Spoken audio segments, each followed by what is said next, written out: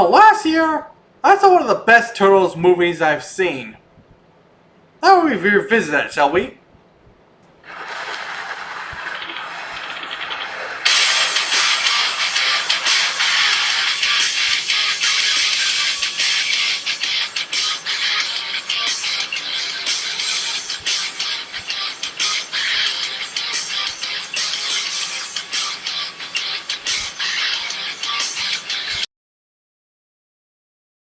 What is up, guys? It's me, Casey, of your Kids with Kid Shows. Today we're going to take a look at last year's Teenage Mutant Ninja Turtles, Mutant Mayhem. This movie is pretty much, well, every other Ninja Turtle origin movie. Well, we do get flashbacks of them, but yeah. And, well, we got little new things with the Turtles, like the Turtles being played by actual teenagers. That was kind of a pretty good move, and this kind of acting like teenagers too. But also they did some really cool fighting scenes into this movie. There's a lot of good fighting in this movie. It's top notch here. Not to mention I really love the animation. It's a combination of 2D and 3D animation. And I'm surprised we didn't get more of this. In fact, I would like to get more of this. But anyways, it's about the Turtles going on fighting crime and stopping the evil Superfly and his gang of mutant thugs. And, well, as you can tell, if you're a long-time Ninja Turtle fans, this is supposed to be this movie's version of Baxter Fly. Well, technically he's not Baxter Stockman, but he has his DNA of Baxter Stockman, so I guess he counts as Baxter Fly. And of course, we get the gang of mutants who are a lot different than their 80s and comic book counterparts. Like, for example, they made Leatherhead into a lady. That's disturbing. And for some reason, at the end of the movie, they decided to make Bebop and Rocksteady into the good guys. I'm sorry, but I have a hard time believing those guys can ever be good guys, considering all the stuff they did in other incarnations. Like, in one incarnation, they killed Donatello. Well, nearly killed him anyway, but yeah. And not to mention, we also got a Genghis. Where's the other punk frogs? And while we're on the subject of changed characters, look what they did to April. I never liked the idea of making April an African American. I'm not saying that to sound racist. I'm just saying that to, well, it's just, I'm sorry, but that's just about April O'Neil. I've always been fond of the 80s April, and I'll always hold a special place in my heart. Alright. But I'll give her this much credit. She did help the Turtles save the day. But like her other incarnations. And the Turtles themselves, they're still the likable Turtles they are in all the other incarnations. The only problem I have is, well, Leo having a crush on April. Okay, it was cute when Donatello did it at first in the 2012 version of the Turtles. But here it's just, well, a little creepy. Kind of like how Donatello went on to do it in the 2012 series. Okay. Hey, but April still remains friends with the Turtles, especially Leo.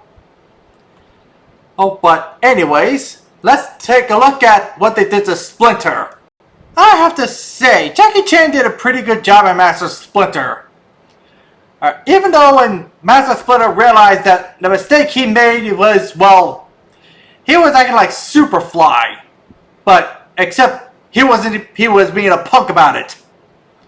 And that was, well, something he stood up against.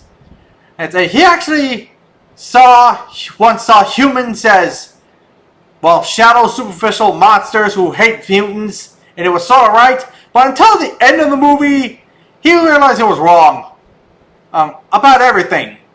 And worse, that he was acting like Superfly, but, well, sort of, but he wasn't worse than the Superfly, but yeah.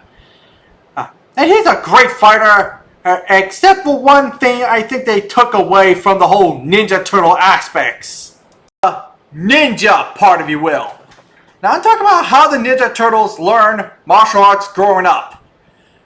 And well, sure, ninjas can considered to be martial arts, but it's a strong connection to martial arts actually.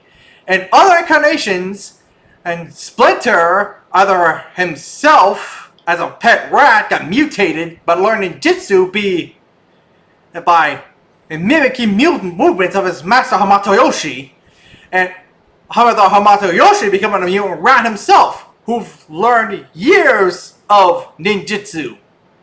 And well, this has none of that. I mean, there's no mention of Hamatoyoshi or anything. No connection to a certain villain. And I mean, they just learn it. Okay, they kind of did that in the Michael Bay version too, except they got it from a book. Like, but here it's just equally as stupid. I mean, it's kind of taking away the aspects of that kind of thing.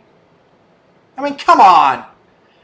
And where's the connection to the ninjutsu? They should have more connection to it. Why do they want to take that away? I don't know. I understand they want to try something new, but I'm sorry, that's just not gonna do it for me. It's a nitpick at best, and it's not gonna stop me from liking the movie, but it's just a nitpick. Along with other nitpicks I've been making in this video. Heck, all critics are nitpicks. There's also this scientist lady named Utrom. Gee, I wonder who she is.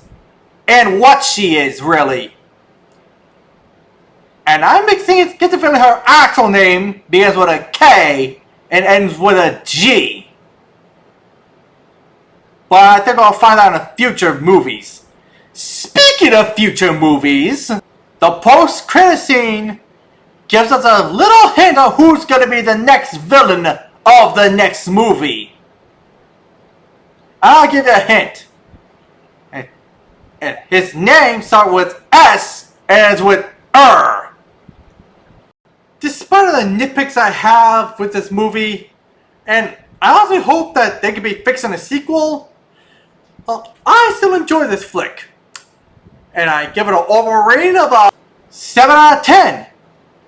And grab yourself some pizza and some friends, and check it out for yourself. But before we end today's video, take a look at the 8 characters I want to see in the Tmnt sequels. Okay guys, see you all next time. Farewell, friends. Don't forget to like, share, and subscribe. And don't forget to check out all other social media pages. The links will be in the description below.